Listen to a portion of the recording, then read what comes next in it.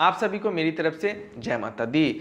छठ मैया का ये पावन पर्व में आप छठ मैया से जो भी वर मांगती हैं, यानी जो भी मन्नतें मांगती हैं, अगर वो पूर्ण हो जाता है तो आपने छठ मैया से जो भी वचन दिया हो, चाहे जो भी बातें आप मैया छठ से बोली होंगी कि मन्नत पूरी हो जाने के बाद मैं उस चीज़ को करूँगी, तो उस चीज़ का आपको विशेष ध्यान रखना चाहिए। कई महिलाएं व कई बहनों को मैंने देखा है कि व्रत के दौरान जो है वो लोग मन्नत तो मांग लेती हैं, लेकिन बदले में जो उन्होंने माता छठ को देने के लिए बात कही थी वो लोग भूल जाते हैं। तो ऐसी गलती आप बिल्कुल ना करें। केवल छठ मैया ही नहीं, संसार के जो भी देवी देवता से आप कोई वर मांगती हैं, यानी कोई मन्नत मुराद मांगती हैं, तो उसके लिए आप बदले में जो भी आपके मन से भाव उत्पन्न होता है, चाहे वो सात्विक हो चाहे वो बलि रूप में हो, जो भी आप कह रही हैं माता से चाहे देवता से कि मैं नारियल चढ़ाऊंगी, चुनरी चढ़ाऊंगी, चाहे 16 श्रृंगार अर्पित करूंगी, चाहे बलि ही क्यों ना दूंगी,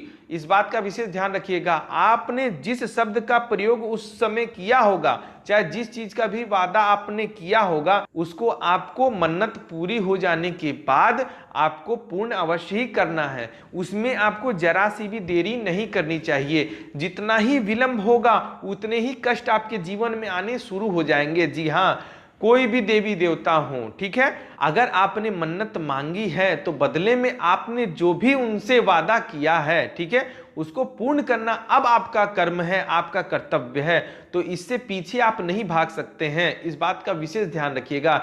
जो ही आपकी मांगी हुई मुरादें, मांगी हुई मन्नत पूरी हो जाती है, आप जो है समय निकाल के विधिवत तरीके से आप जो है उनका पालन करते हुए उनको किए हुए वादा को पूर्ण अवश्य ही कर देना चाहिए।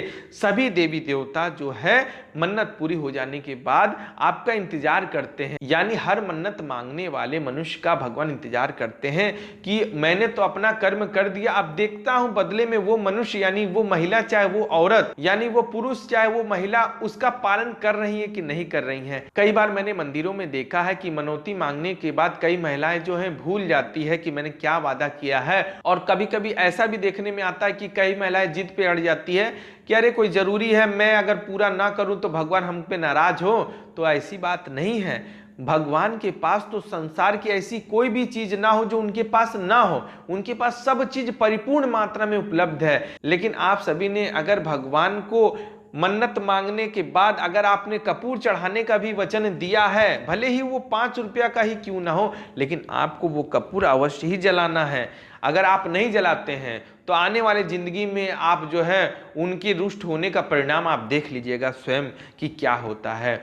अगर आपके पास सामर्थ्यता नहीं होगी तब तो भगवान कुछ नहीं करेंगे, लेकिन आपके पास धन संपत्ति है, सामर्थ्यता है, उसके बावजूद आप जानबूझ के गलती कर रहे हैं, दिन टालते जा रहे हैं, साल टालते जा रहे हैं, तो आप अपनी बारी का इंतजार करिए। जिस दिन देवी चाहे देवता रुष्ट हो जाएंगे उस दिन आपके बने हुए काम भी बिगड़ने लगेंगे। संसार के कोई भी देवी देवता जो भी आपने मन्नत मांगी है, जब वो पूर्ण हो जाए तो आप अपना वचन अवश्य ही निभाइएगा। इस बात का विशेष ध्यान रखिएगा।